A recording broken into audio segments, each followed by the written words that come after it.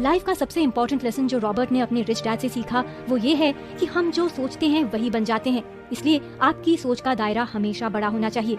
एक poor dad को आप कुछ ऐसी चीज लेने को कहेंगे जो उनकी पहुंच से बाहर है तो वो कहेंगे मैं इसे अफोर्ड नहीं कर सकता। वहीं रिच डैड मानते हैं कि ऐसा कहने से आप उस चीज को पाने की सभी संभावनाएं खत्म कर देते हैं। एक रिच थिंकिंग वाले डैड के पास चाहे पैसा हो या ना हो, फिर भी अगर आप उनसे कहेंगे कि आपको हवाई आइलैंड में एक प्रॉपर्टी चाहिए तो वो कहेंगे हाँ बिल्कुल, मैं कोशिश करूंगा। इसी बात को याद रखते हुए रॉबर्ट और उनकी पत्नी किम ने भी लाइफ में कई बार अपनी सोच के दायरे को बढ़ाकर काम करने की कोशिश की और उन्होंने वो भी हासिल कर लिया जो लगभग इम्पॉसिबल सा था। अपनी सोच को बड़ा रखकर काम करने को रॉबर्ट ने लेवरेज ऑफ माइंड का नाम दिया है। जहाँ एक और मिडिल क्लास हमेशा स्मार्ट मूव और रिस्की मूव के बीच फैसला लेता है, वहीं एक रिच हमेशा रिस्क वर्सेस रिटर्न को देखता है। अगर किसी काम में रिस्क है लेकिन उसका रिटर्न काफी अच्छा है तो वो उसे करने में जरा भी नहीं कतराते। बस आपको भी अपनी सोच रिस्क और नो रिस्क से निकालकर रिस्क वर्सेस रिटर्न पर लानी है, क्योंकि रिस्क तो लाइफ की हर चीज में है। आपको जो रिस्की लगता है क्या वो सच में उतना रिस्की है? हमें बचपन से सिखाया जाता है कि ये सिक्योर है और ये रिस्की, लेकिन जो गरीब और मिडिल क्लास के लिए रिस्की होता है वही अमीर लोगों के लिए सिक्योर होता है। इस लेसन के जरिए रॉबर्ट हमें बताते हैं कि कैसे हमें अमीर बनने के लिए अपनी सोच को नहीं बल्कि रिस्की और सिक्योर के पूरे कॉन्सेप्ट को बदलना होगा।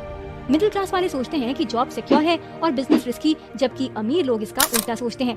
मिडिल क्लास को सेविंग सिक्योर लगता है, इन्वेस्टमेंट रिस्की, और अमीर लोग इन्वेस्टमेंट को ही सिक्योर मानते हैं।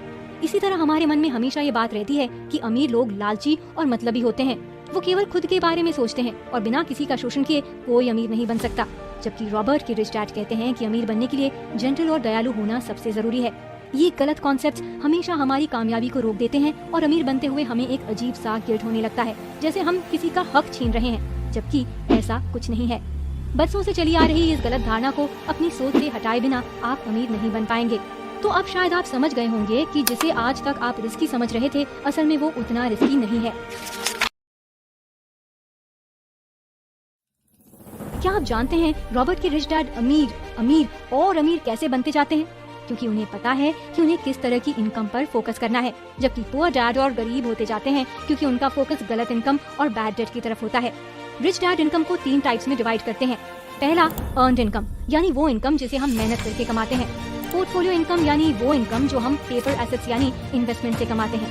और तीसरा है पैसिव इनकम, जिसे हम अपने इंटेलेक्चुअल प्रॉपर्टीज या रियल एस्टेट से कमाते हैं। पुअर और मिडिल क्लास की मेन इनकम अर्न्ड इनकम से होती है, जबकि रिच क्लास की इनकम पोर्टफोलियो और पैसिव इनकम से होती है। अर्न्ड इनकम में पहला नुकसान ये है कि उसे कमाने के लिए आपको लगातार काम करते रहना पड़ेगा, और दूसरा नुकसान ये कि उस पर आपको अच्छा खासा टैक्स भी देना पड़ेगा। वहीं पोर्टफोलियो इनकम और पैसिव इनकम में मेहनत भी कम है और उस पर टैक्स भी कम देना पड़ता है, यानी कम काम में ज्यादा इनकम।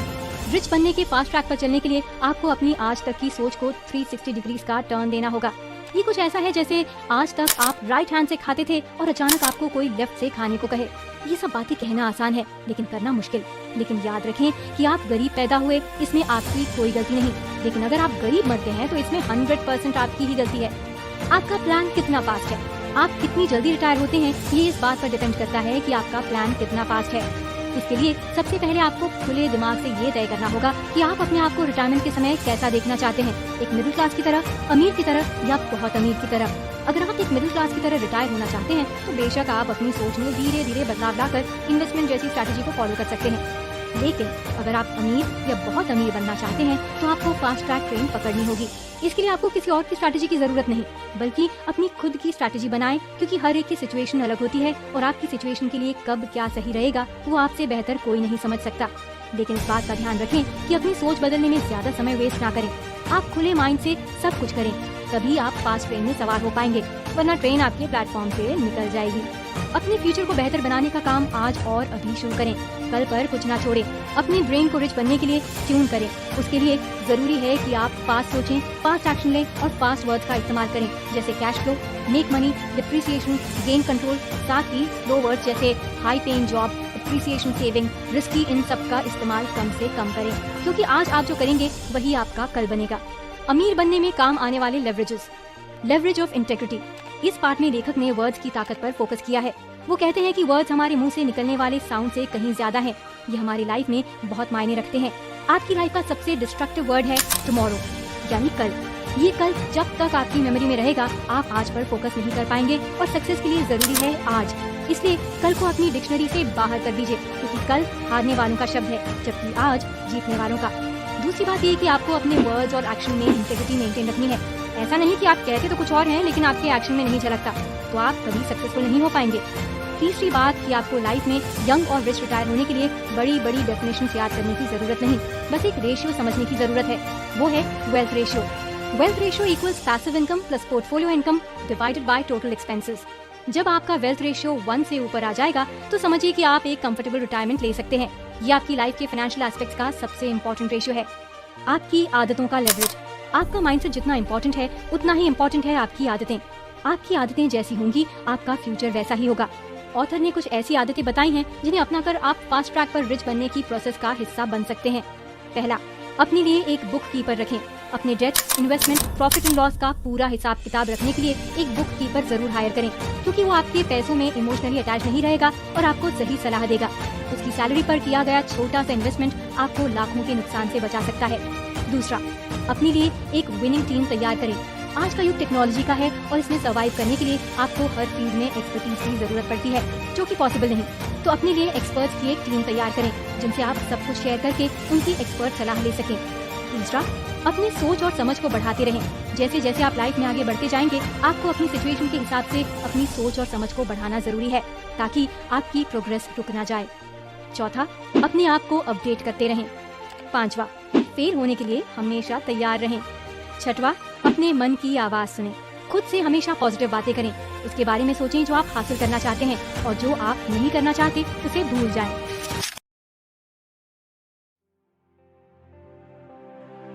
रॉबर्ट कियोसाकी के रिच डैड से इस किताब के जरिए हमने यंग एज में रिटायर क्यों होना है और कैसे होना है इसके बारे में सीखा। हमने जाना कैसे आप यंग एज में अमीर रिटायर हो सकते हैं और हमेशा अमीर बने रह सकते हैं। रिच डैड कहते हैं कि अपने आप को पेचेक के चक्कर से आजाद रखें। अपना फोकस पोर्टफोलियो और पैसिव इनकम पर बनाए रखें। अपने माइंडसेट और अपनी आदतों में बदलाव लाएं ताकि आपका दिमाग रिच बनने के लिए ट्यून हो सके। रॉबर्ट कियोसाकी कहते हैं कि रिच होने के लिए हाई एकेडमिक IQ होने से ज्यादा हाई फाइनेंशियल IQ होना जरूरी है।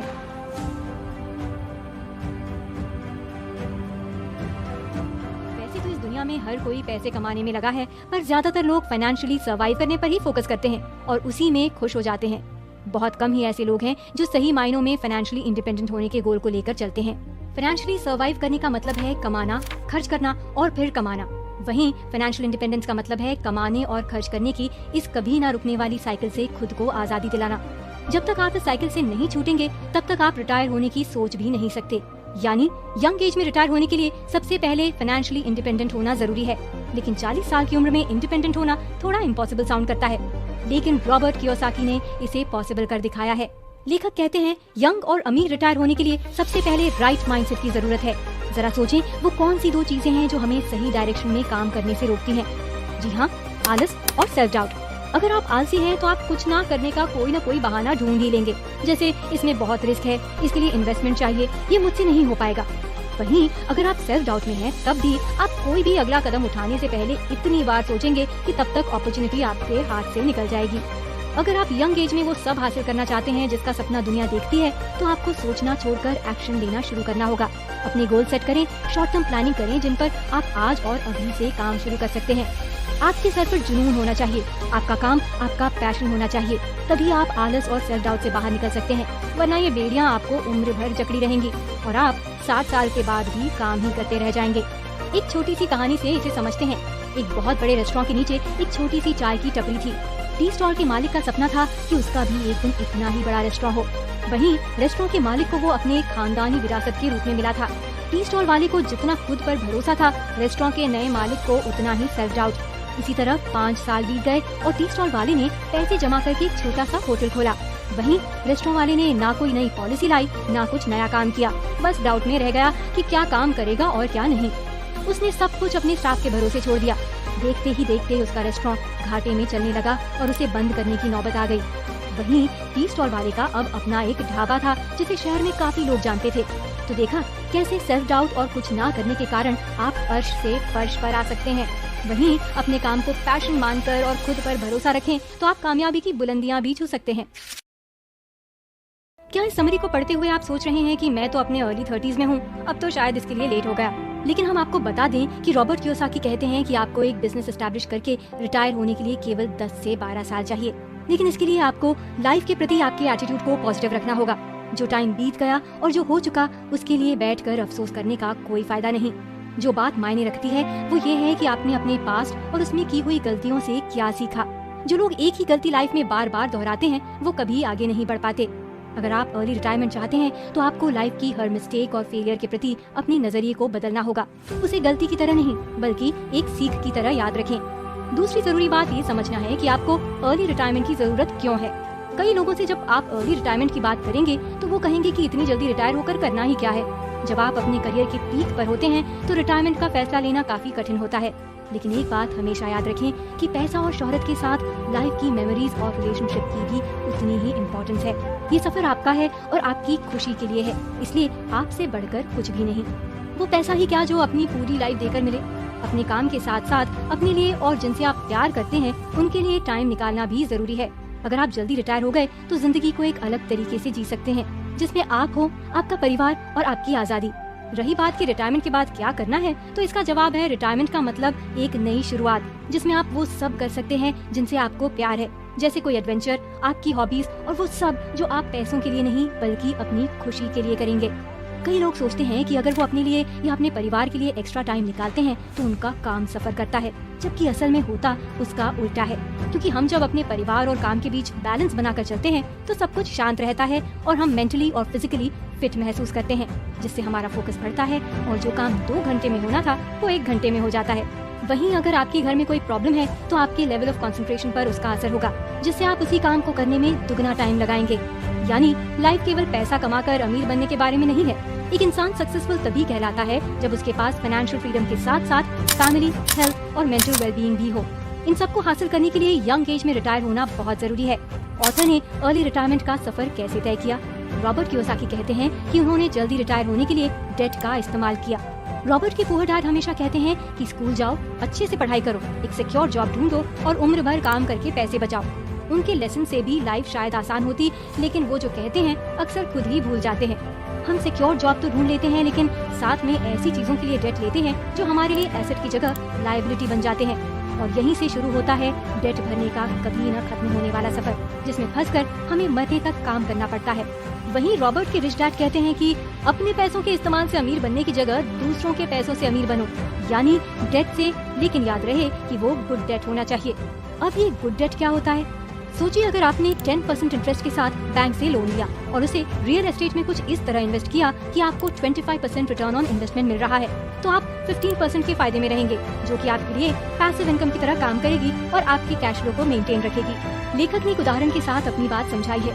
उनके साथ के घर में एक कपल रहता था जो 57 इयर्स की उम्र में रिटायर हुए थे, जबकि रॉबर्ट उनके मुकाबले 12 साल पहले और उनकी पत्नी किम 19 साल पहले ही रिटायर हो गए। उस कपल ने अपना रिटायरमेंट इक्विटी यानी स्टॉक मार्केट के जरिए फंड किया था, जबकि रॉबर्ट और उनकी पत्नी ने लेवरेज की मदद से अपना रिटायरमेंट फंड किया था। चूँकि बैंक स्टॉक मार्केट में इन्वेस्ट करने के लिए लोन नहीं देता, इसलिए उस कपल को खुद मेहनत करके पैसे कमाने पड़े, जबकि कियोसाकी कपल को रियल एस्टेट में इन्वेस्ट करने के लिए बैंक से लोन मिल गया, जिसके कारण वो जल्दी रिटायर हो पाए। रॉबर्ट कहते हैं कि हम सब जानते हैं कि रिटायर होने के लिए आपको $1 मिलियन की जरूरत होती है। अब आपके पास 2 रास्ते हैं, या तो आप सारा जीवन लगाकर 1 मिलियन बचाओगे या 1 मिलियन का डेट लेकर उसे हाई रिटर्न ऑन इन्वेस्टमेंट पर लगाओगे। लेकिन आपको एकदम से कोई भी बैंक 1 मिलियन का डेट तो देगी नहीं, इसलिए धीरे धीरे आपको अपनी क्रेडिबिलिटी बढ़ानी पड़ेगी। पैसों की दुनिया में 2 टर्म्स बहुत इंपॉर्टेंट है, पहला कैश फ्लो और दूसरा लेवरेज। अगर आप जल्दी अमीर बनना चाहते हैं तो आपको लेवरेज का इस्तेमाल करना सीखना होगा। रिच, पुअर और मिडिल क्लास के बीच का डिफरेंस इसी बात से बनता है कि वो अपने लेवरेज को कैसे इस्तेमाल कर रहे हैं। ये लेवरेज ही है जिसने किम और रॉबर्ट को फाइनेंशियल फ्रीडम दिलाई, ना कि हार्ड वर्क ने। अगर केवल हार्ड वर्क से कोई अमीर बनता तो सबसे ज्यादा अमीर सड़क पर काम करने वाला मजदूर होता।